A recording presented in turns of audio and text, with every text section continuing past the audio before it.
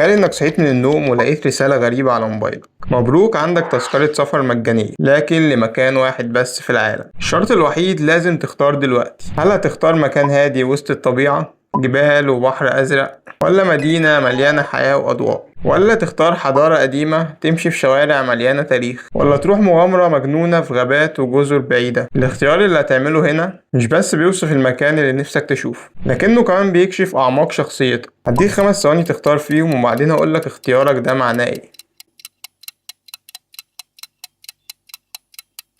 لو اخترت الطبيعة، ده معناه انك بتحب السلام الداخلي وبتدور دايما على هدوء يبعدك عن ضوضاء الحياة. اما لو اخترت المدينة الكبيرة، يبقى قلبك متعلق بالمغامرة، بتحب الضوضاء والاضواء والتجارب الجديدة. اما لو اخترت بلد تاريخية، فده معناه انك بتحب المعرفة والتأمل وبتشوف الجمال في الماضي اكتر من الحاضر. ولو كان اختيارك مكان المغامرة، يبقى روحك حرة وبتحب الخطر وبتدور دايما على اللي يخلي قلبك يدق بسرعة. وبس كده، اكتب لنا اجابتك في الكومنتات وخلينا نعرف انت انهي نوع من المسافرين.